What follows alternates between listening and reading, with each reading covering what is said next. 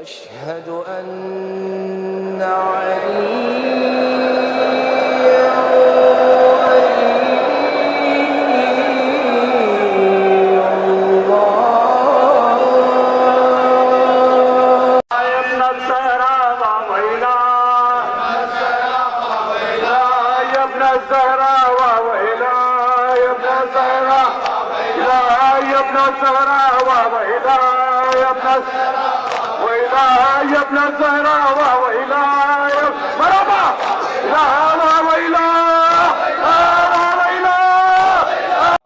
محمد و آل محمد و اجزل فرجہ۔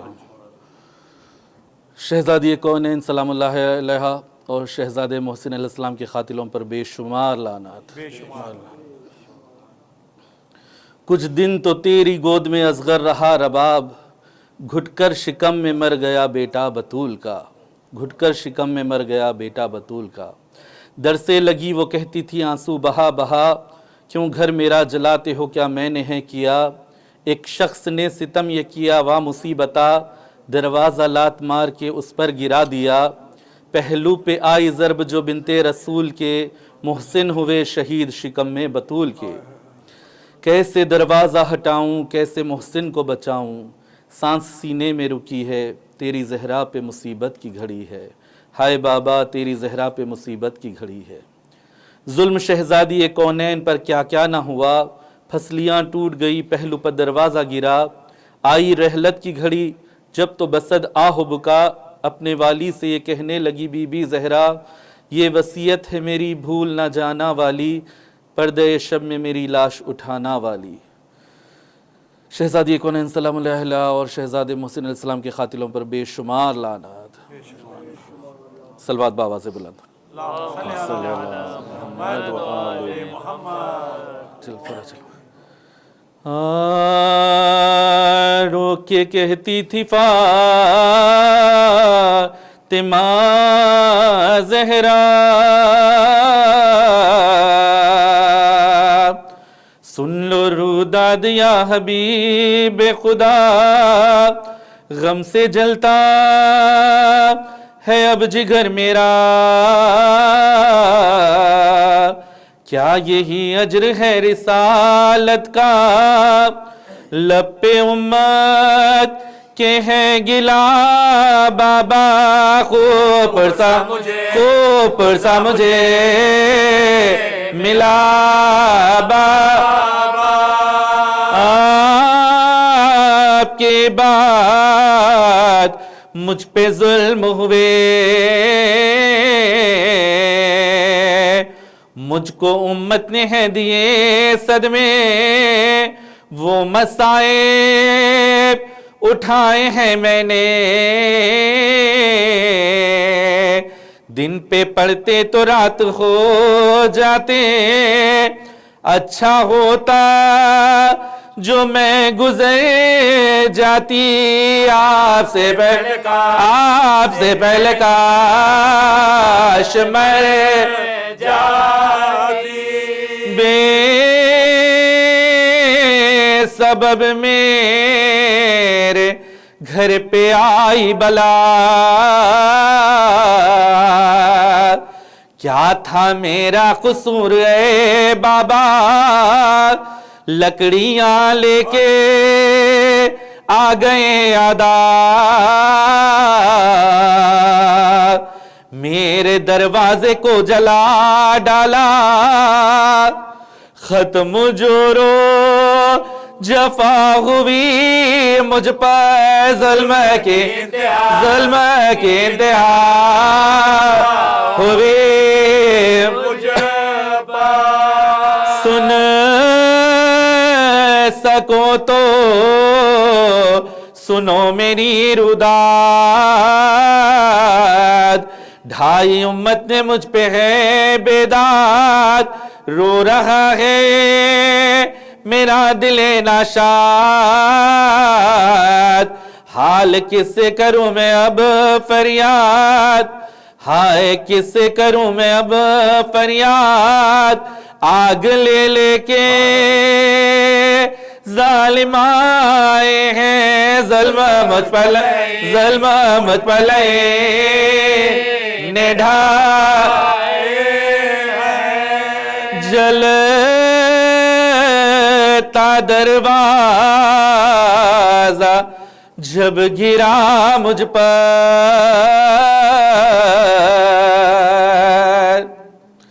جلتا دروازہ جب گرا مجھ پر، کھڑی دیوار سے تھی میں لگ کر، رحم کھایا نہ مجھ پہ بانی شر، پاؤں ملون نے رکھا در پر، مجھ کو دروازے سے دبا ڈالا، آسے پیرا جلا ضرب میرے شکم پہ ایسی لگی جس کی تکلیف بطن تک پہنچی، پہلو ٹوٹا میرا جفا یہ ہوئی، درو دیوار میں دبتی رہی، کوئی فریاد کو نہیں آیا، کوئی امداد کو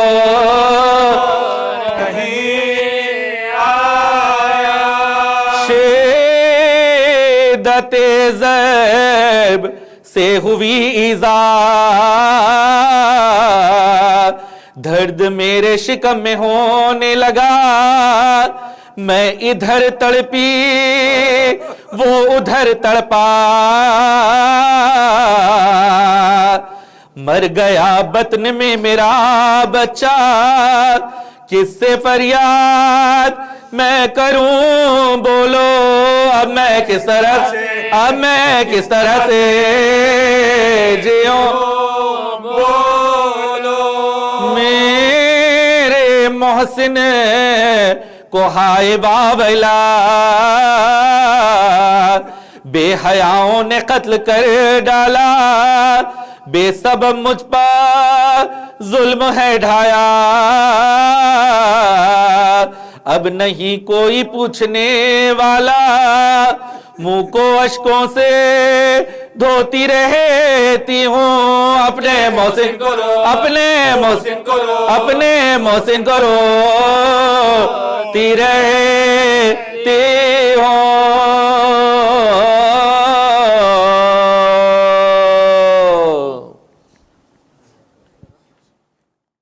لا حول ولا قوة الا باللہ العلی العظیم۔ اعوذ باللہ من الشیطان اللعین الرجیم۔ بسم اللہ الرحمن الرحیم۔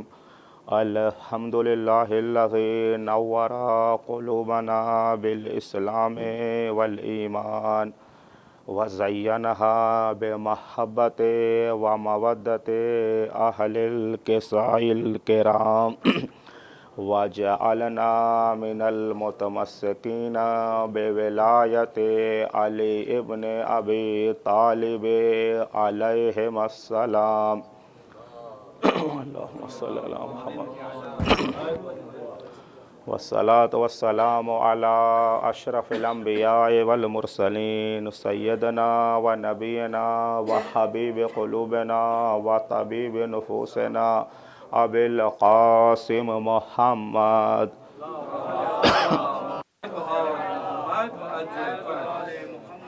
وآلہ الطیبین الطاہرین المعصومین المظلومین ولعنت اللہ علی اعدائہم اجمعین من یومنا ھذا الی قیام یوم الدین۔ اما بعد، قال اللہ تبارک و تعالی فی کتابہ المجید، بسم اللہ الرحمن الرحیم۔ بلا من اسلم وجہہ للہ وہو محسن فلہ اجرہ عند ربہ ولا خوف علیہم ولا هم یحزنون. صلوات پڑھے محمد والے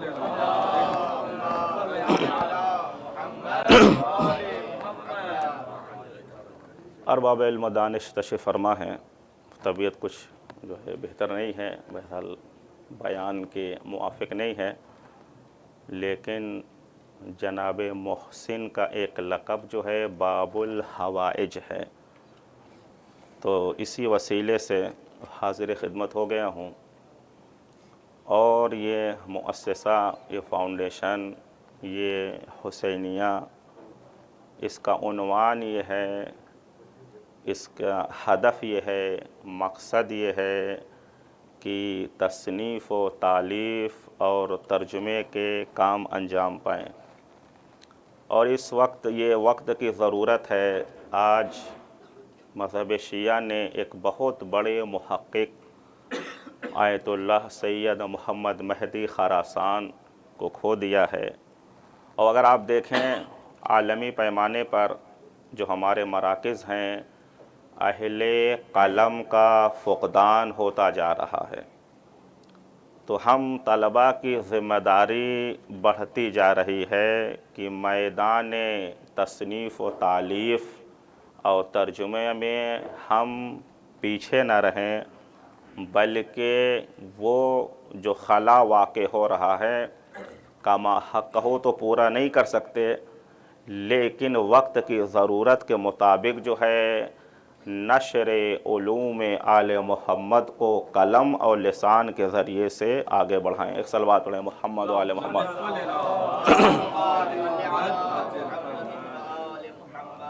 جس آیت کریمہ کو سرنامہ سخن قرار دیا ہے سورہ بقرہ کی آیت نمبر 112 ہے. ارشاد رب العزت ہو رہا ہے، من اسلم وجہہ للہ، جو بھی دائرہ اسلام میں داخل ہوا، کس وجہ سے؟ صرف خدا کی خوشنودی اور رضا کے لیے. مقصد کیا ہے؟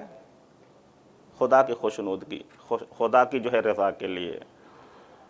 اور اسی میں جملہ حالیہ استعمال ہوا ہے، اور وَهُوَ مُحْسِنٌ، فقط یہ کافی نہیں ہے، اور در حالانکہ اس کی حالت یہ ہو وہ نیکوکار ہو.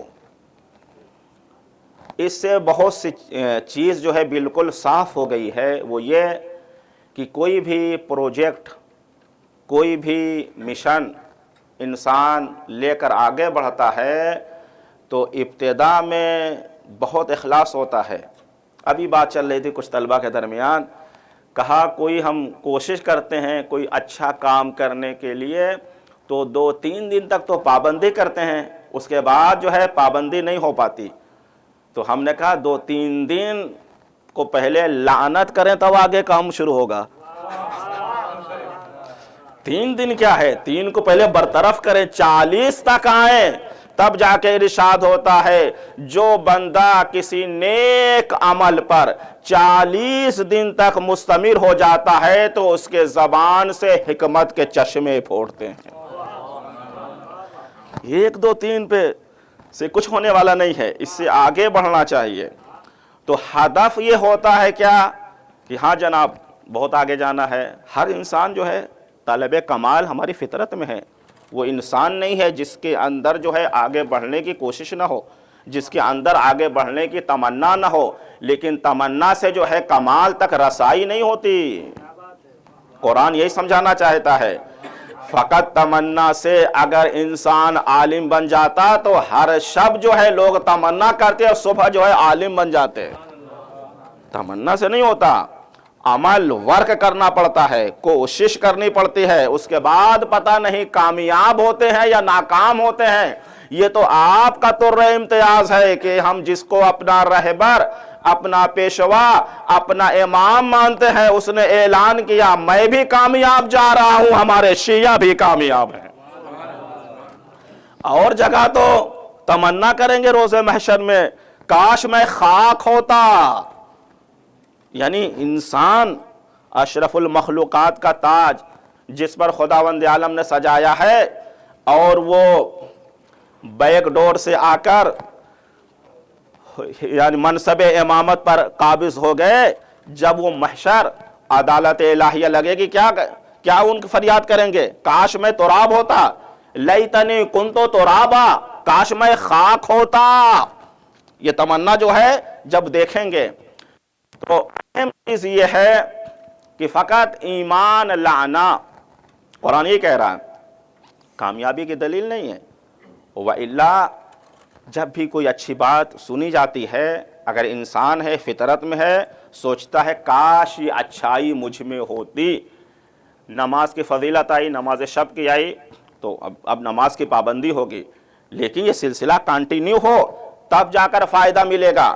تو اسلام یہی بتانا، یہ دعویٰ کر کے، یہ تمنا رکھ کے کوئی دائرہ اسلام میں داخل ہو جائے اور اس کے اعمال جو ہے اس کے موافق نہ ہو، قانون اسلام کے موافق نہ ہو، عمل جو ہے اچھا نہ ہو، نیک نہ ہو، تو سمجھ لیجئے وہ انسان مسلمان نہیں ہے، وہ انسان مومن نہیں ہے، وہ انسان جو ہے. اور اسی دوسری آیت میں ارشاد ہوتا ہے جسے جناب زہرا نے خطبہ فدق میں بھی جو ہے جگہ دی ہے اور اپنے خطبے کا جز قرار دیا. ارشاد ہوتا ہے وَلَا تَمُوتُنَّ إِلَّا وَأَنْتُمْ مُسْلِمُونَ. دیکھو ہرگز نہ مرنا اس وقت تک جب تک تمہاری موت اسلام پر واقع نہ ہو. تو اب کہنے دیجئے دعوی اسلام کرنے والے بہت سے مل جائیں گے لیکن اسلام پر مرنے والے بہت کم ملیں گے. اسلام پر مر جائے مومن جو ہے ہو کر مرے تو ایک جو ہے زندگی ایک مسلمان دائرہ اسلام میں داخل ہوتا ہے تو اسے چاہیے کہ اس کی حالت یہ ہو کہ وہ کیا ہو، نیک کام انجام دینے والا ہو. اب بڑی ذمہ داری سے یہ بات آگے بڑھا رہا ہوں. نیک کام کیسے ہو سکتا ہے؟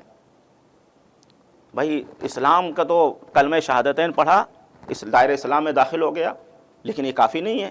قرآن کہہ رہا ہے تو یہ اس کی حالت یہ ہونی چاہیے جب تک زندہ ہو، نیک کام اچھا عمل جو ہے اس سے جاری ہوتا رہے. یہ کب ہو سکتا ہے؟ یہ اسی وقت ہو سکتا ہے جب ہم محسنین کے ساتھ ہو جائیں، صادقین کے ساتھ ہو جائیں، حق کے ساتھ ہو جائیں، اصحاب مباہلہ کے ساتھ ہو جائیں.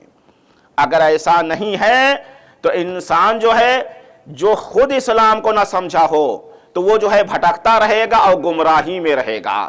اگر مسلمانوں کے لیے ایک دعوت فکر ہے، قرآن دے رہا ہے، اگر تمہیں یہی وجہ ہے کہ اب بہت زیادہ کلام طولانی نہیں کیا جا سکتا کہ جگہ جگہ پر پیغمبر اکرم نے، قرآن مجید نے یہ رہنمائی کی ہے کہ اہل بیت کے ساتھ ہو جائیں. صیغہ بدلتا ہے، کبھی کہا کونوا مع الصادقین، سچوں کے ساتھ ہو جاؤ. سچوں کے ساتھ، سچے ہیں کون؟ تفسیر میں اٹھا کے دیکھ لیجئے، اہل بیت علیہ السلام کے سوا کوئی نہ ملے گا. تمام جو ہے یہ چیزیں کیوں ہیں کہ انسان دائرہ اسلام میں داخل تو ہو جائے گا لیکن نیک اسی وقت ہوگا جب نیک لوگوں کے ساتھ رہے. جب نیک لوگ، یہی وجہ ہے کہ اصول کافی کی مستند روایت ہے المرء علی دین خلیلہ وقرینہ، انسان اپنے ساتھی کے دین پر ہوتا ہے. اسی وجہ سے دوستی کے لیے جو ہے منع کیا گیا ہے کہ ہر کس و ناکس کے ساتھ رشتہ صداقت کو استوار نہ کرنا. ساتھی جو ہے اسی کو بنانا جو تمہارے دین میں تمہارا جو ہے مددگار ہو، جو تمہارے دین میں تمہارا مساعد ہو. وَإِلَّا تاریخ میں ایسے واقعات بھرے پڑے ہیں جہاں انسان دوست کی وجہ سے جہنم چلا گیا اور اسی طرح سے ایسے بھی واقعات ہیں جہاں دوست کی وجہ سے جنت میں آ گیا. تو انتخاب جو ہے ہمارے ہاتھ میں ہے، اصول کافی کی روایت ہے. تو ہمیں چاہیے کہ ساتھی جو ہے ایسا چنے جو کبھی پشیمان نہ ہو.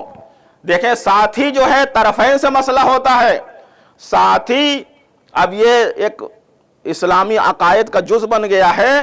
साथी जो अकीदा है, मदरसा एक जो है मदरसा तो सहाबा है, एक मदरसा अहले बैत है। मदरसा सहाबा की तारीफात देखिए, मुसलमान उलझा हुआ है। भाई साथी कौन होता है? ये पैगंबर के साथी नहीं थे, इनको जो है अरबी लुगत का इन्होंने इस्तेफादा करके जो है साथी करार दिया।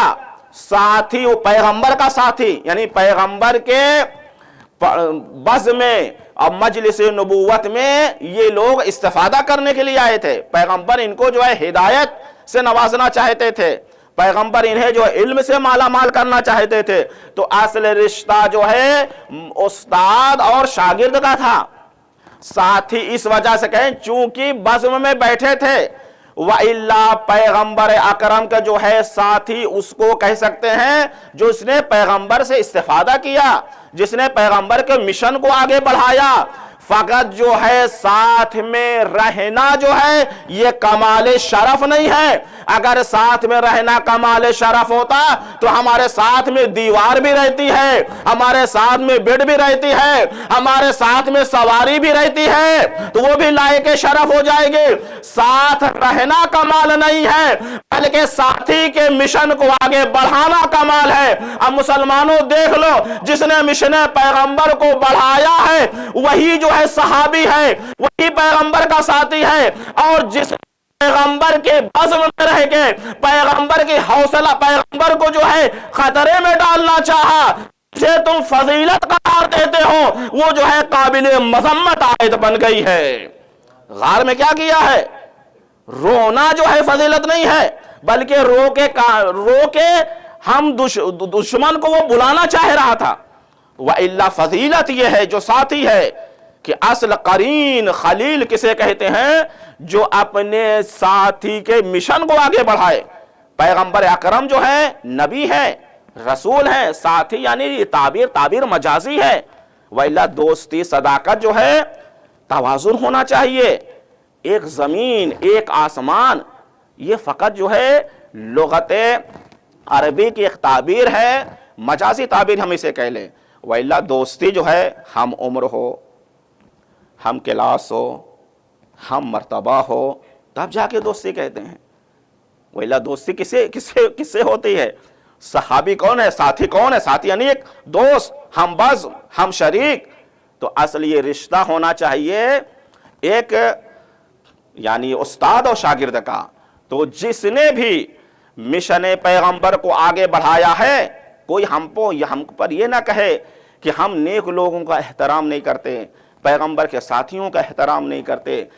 कुरान की इस आयत पर अमल करते हैं कि जो दायरे इस्लाम में दाखिल हुआ खुशनूदी परवरदिगार के लिए, और वो मोहसिन भी हो, नेक काम करता हो, तो हम जो दर्जा जो उसकी मंजिलत पैगंबर ने बताई है हम उसे उसी तरह जो है तस्लीम करते हैं। जनाब सलमान का जो मर्तबा है हम उसको उसी मर्तबे पे रखते हैं, जनाब अबू ज़र का जो मर्तबा है उसी मर्तबे पे रखते हैं, जनाब मीसम तम्मार का, जनाब कुमैल बिन ज़ैद का, ये तमाम सिलसिला है। चाहे आइम्मा के असहाब हों या नबी के असहाब हों, जो नेकुकार हैं, जो अच्छे लोग हैं, जिन्होंने पैगंबर के मिशन को आगे बढ़ाया, हम उन्हें बाकमाल समझते हैं और उनकी इज्जत करते हैं। लेकिन जिसने पैगंबर को अजियत दी, जिसने पैगंबर को जो है परेशान किया, जिसने आले पैगंबर को परेशान किया, तो ना कुरान की रोशनी में उसकी कोई फजीलत है और ना ही जो है रिवायात में उसकी कोई फजीलत है। तो नेकोकार इंसान को होना चाहिए। आप देखें जनाब मोहसिन के लिए मंसूब है, अगर आपकी तारीफ में सिर्फ मुसलमान जरा सा गौर करें, जद कौन? नबी। बाप कौन? वसी। माँ कौन? शरीक मुरसल। तो शायर कहता है जद नबी, बाप वसी, माँ है शरीक मुरसल, हर तरफ आपके अनवार नजर आते हैं, हर तरफ आपके अनवार नजर आते हैं। और यहां देखें 3 बच्चे और किसी का नाम हसन, हुसैन, मोहसिन। अब नजम में गुफ्तगू हो रही है, असली सबका वही हुस्न है, हर तरफ जो है कमाल है। اور جس نے امام حسن کا نام رکھا اسی نے جناب محسن کا بھی نام رکھا، رسول خدا نے نام رکھا تھا۔ تو جناب محسن پر جو ظلم ہوا ہے، آپ ذرا دیکھیے، غور کرنے کا مقام ہے۔ سقراط نے کہا ہے ایک ٹیچر کا کام یہ ہوتا ہے، رٹانا نہیں ہوتا ہے بلکہ سوچ پیدا کرنا۔ تو خطیب کا بھی کام ہونا چاہیے کہ سوچ ڈال دینا۔ کسی پر کوئی چیز آپ تھوپ نہیں سکتے، لاد نہیں سکتے، مسلمانوں کے لیے ایک سوچ پیدا کر سکتے ہیں آپ بلا تفریق مذہب و ملت۔ دیکھیں ڈاکٹر صاحب بھی بیٹھے ہوئے ہیں، کوئی ایسا مذہب ہے جو بچے کا احترام نہ کرتا ہو؟ دنیا میں کوئی ملے گا ایسا مذہب؟ خدا کو نہ ماننے والے مل جائیں گے، اسلام کو نہ ماننے والے مل جائیں گے، لیکن کوئی ایسا انسان، بلکہ جانوروں کے ہاں نہیں ملے گی یہ چیزیں۔ جانور بھی اپنے بچے کا احترام کرتے ہیں۔ کوئی ایسا مذہب، کوئی ایسا گروہ نہیں ملے گا جو بچے پر ظلم کرتا ہو۔ جناب نوح کی قوم نے پریشان کیا نبی اللہ کو، تو 40 سال تک قوم نوح میں جو ہے کوئی بچہ پیدا نہیں ہوا تاکہ عذاب میں وہ مبتلا نہ ہو۔ 40 سال تک۔ تو دیکھیے بچے کا ہے، اس کی طرح خواتین کا احترام۔ کوئی ایسا مذہب ہے، آج حقوق نسواں کے سلسلے سے کتنی تنظیمیں عالمی طور پر بن رہی ہیں، وہ تمام چیزوں سے موافق نہیں ہے، لیکن کہنے کا مقصد یہ ہے یہ صنف نازک ہے۔ بچے سے پیار جو ہے، کسی کا بھی بچہ ہو، اگر انسان ہے تو بچے کے طرف جو ہے، بچہ روتا ہے تو راہ گزرنے والے کہتے بھائی اس بچے کو کیا ہو گیا، اسے اٹھا لے، یہ رو کیوں رہا ہے۔ جب یہ چیز ہے مسلمانوں سوچنا چاہیے، تو جو خدا کی طرف سے نمائندہ بنا کر بھیجا گیا ہوگا اس کی ایک علامت یہ ہوگی کہ وہ بچے کا احترام کرے گا، صنف نازک کا احترام کرے گا، بچے کی مدد کرے گا، صنف نازک کی مدد کرے گا۔ بڑی ذمہ داری کے ساتھ یہ ہو رہی ہے۔ صرف یہی اگر مسلمان چھوڑ دیجئے کہ امامت پر کیا دلیل ہے، وصایت پر کیا دلیل ہے، ولایت پر کیا دلیل، اس کو چھوڑ دیجئے۔ ایک جنرل بات ہم کیوں کہتے ہیں، یہ اہل بیت علیہ السلام کا جو مشن تھا یہ انسانیت کو سنوارنے کے لیے ہے۔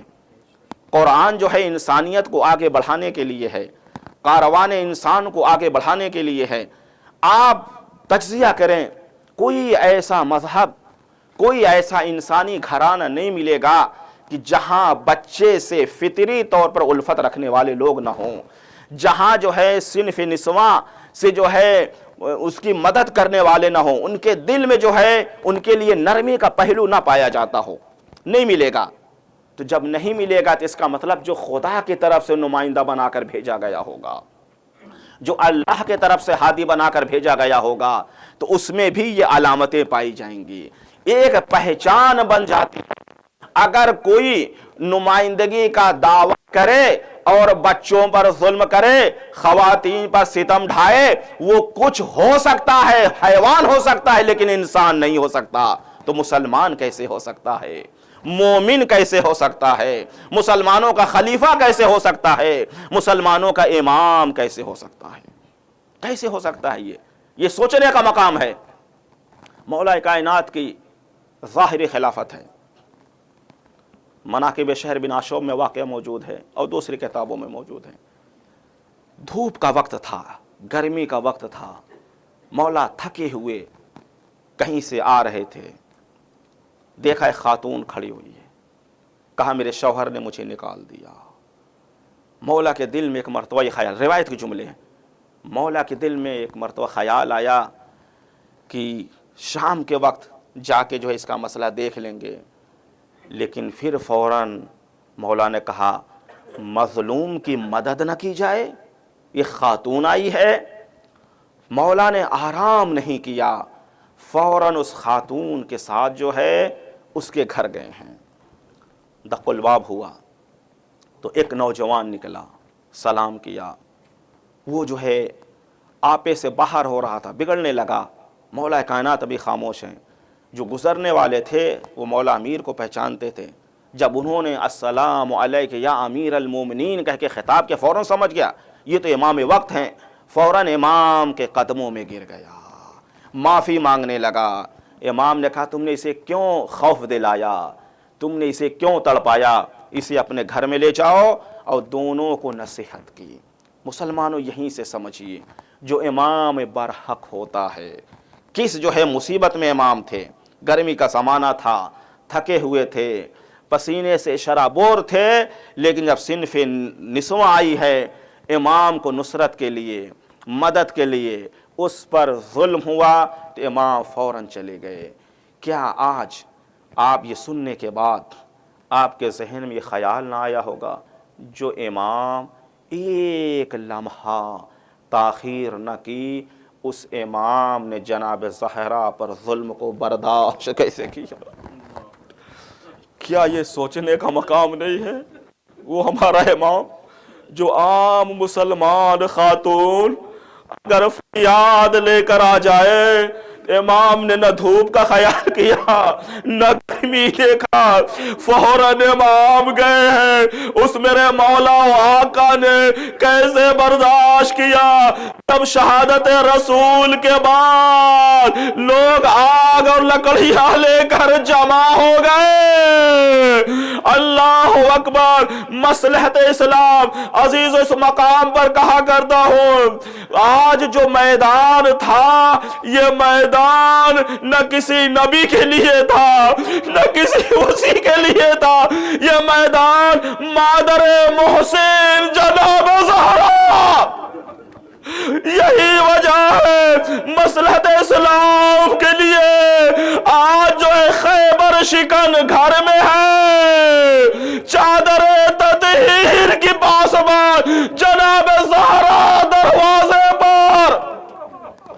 ابھی آپ نے مرثیہ میں پڑھا کہ جب آگ لکڑی جلا دیا گئی، آگ لگا دی گئی، کوئی منع کرنے والا نہیں تھا، کوئی مدد کرنے والا نہیں تھا۔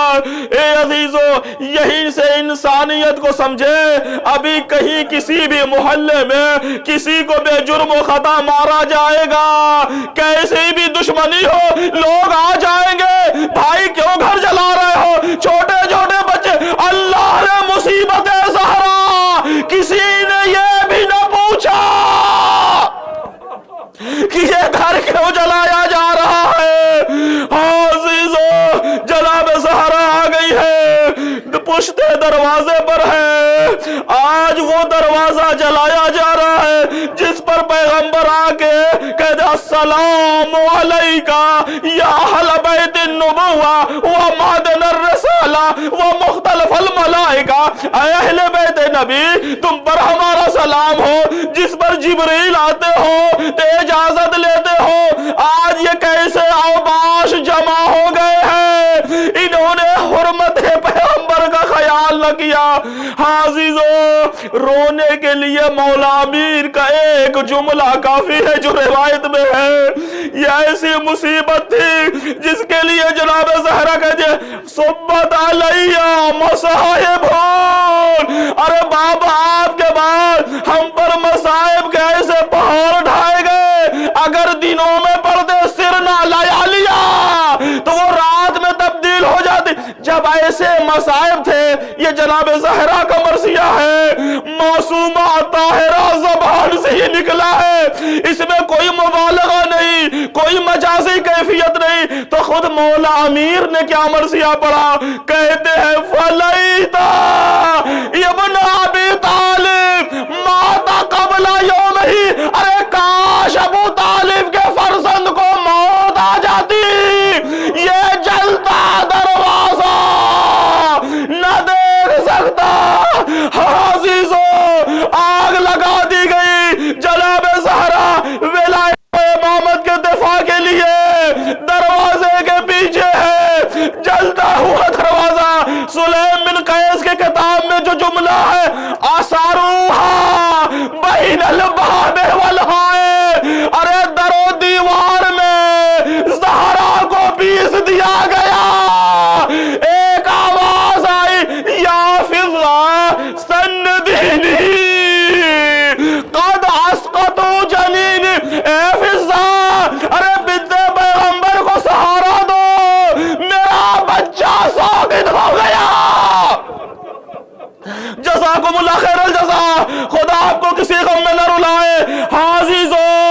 یہ ایسی حالت ہوتی ہے، آپ سب خاندانی لوگ ہیں، جب خاتون ایسی حالت میں ہوتی ہے بڑا خیال کیا جاتا ہے اللہ رے غیرت اسلام، اللہ رے ولایت امیر المومنین جس پر جناب محسن قربان ہو گئے۔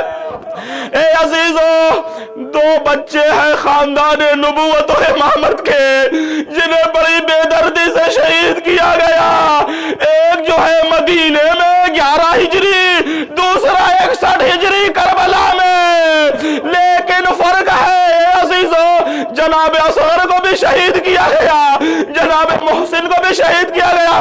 ہاتھوں کو جوڑ کر بڑی معذرت کے ساتھ میں کہوں گا اے مولا حسین، آپ کا بچہ بھی شہید ہوا، بھائی بھی بچپنے میں شہید ہوا، فرق یہ تھا ارے محسن کو دنیا نے دنیا میں آنے نہ دیا، ماں کے شکم میں شہید کر دیا، اور 61 ہجری کو اگر جناب محسن کی شہادت نہ ہوتی تو گلوب اصغر نازنین پہ حرملا کا شعبہ تیر نہ چلتا۔ اے عزیزو، یہ تمہید تھی کہ جناب علی اصغر کو پیاس میں، اللہ اکبر، وہاں پر ظلم کی انتہا ہو گئی، بڑے بھوکے ہیں، پیاسے ہیں، امام نے کہا اگر تمہاری نظروں میں گنہگار ہوں تو اس 6 مہینے کے بچے نے کیا کیا ہے، ارے اپنے ہاتھوں سے آؤ پانی پلا دو۔ اے عزیزو، اے رونے والوں، اے عاشقان رسول والی، گریہ کر لیجئے، بڑی سخت جو ہے منزلت ہے، اور جوار علی ابن ابی طالب میں بیٹھے ہیں، امام کو پرسا دیجئے، صابر امام کو پرسا دیجئے۔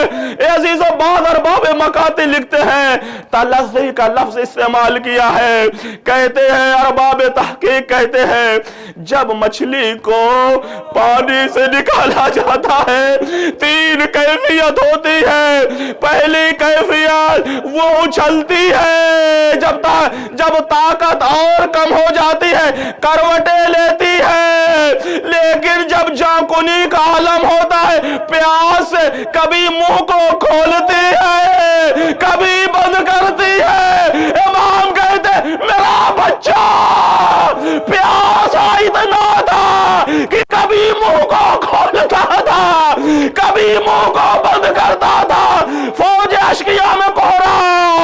ارے ابن سعد نے کہا اقتا کلام الحسین، حرملا آیا ہے، اللہ اکبر، اتنا بڑا تیر انداز، یہ کیسا ظالم تھا، سامنے چھوٹا سا بچہ، گلا خشک ہو گیا، ماں کا دودھ خشک ہو گیا، 3 جو ہے سے شعبہ تیر چلے کمان میں جوڑتا ہے، جناب علی اصغر کی طرف روانہ کیا، ننھے گلے کو تیر شکاف کرتا ہوا امام کے بازو میں آ گیا۔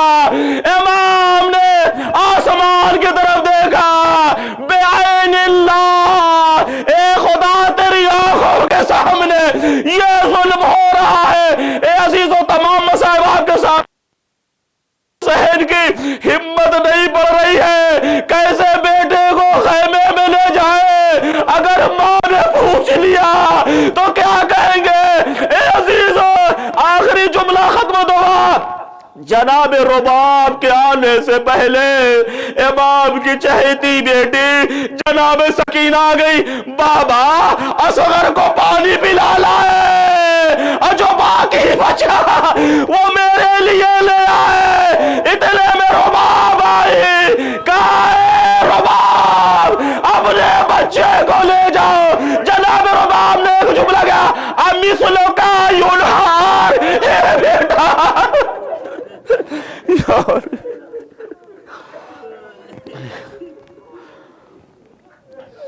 اِنَّا لِلَّهِ وَإِنَّا إِلَيْهِ سِيَعْلَمُ الَّذِينَ ظَلَمُوا قَلْبٌ يَنقَلِبُونَ إِلَىٰ بِحَقِّ الزَّهْرَاءِ وَأَبِيهَا وَبَالِهَا وَبَنِيهَا۔ پالنے والے ہم سب کی مختصر سی عبادت کا قبول فرما، پالنے والے تمام ظالمین کو نصف نابود فرما، جو ان کے ظلم پر راضی ہیں اگر قابل ہدایت ان کی ہدایت فرما، وَإِلَّا ان کو نصف نابود فرما، پالنے والے یوسف و زہرا کے ظہور میں تعجیل فرما، علماء حقہ کا سایہ ہمارے سروں پر برقرار رکھ، پرچم اسلام کو سربلندی عطا کر، پرچم کفر و نفاق کو سرنگوں فرما۔ ایک مرتبہ سورہ حمد، 3 مرتبہ سورہ توحید کی تلاوت فرما کر جملہ مومنین علماء شہداء، خاص طور پر آیت اللہ سید محمد مہدی خراسان اور اس حسینیہ کے جو وابستگان ہیں ان کے مرحومین کو ایصال فرما۔ اللہ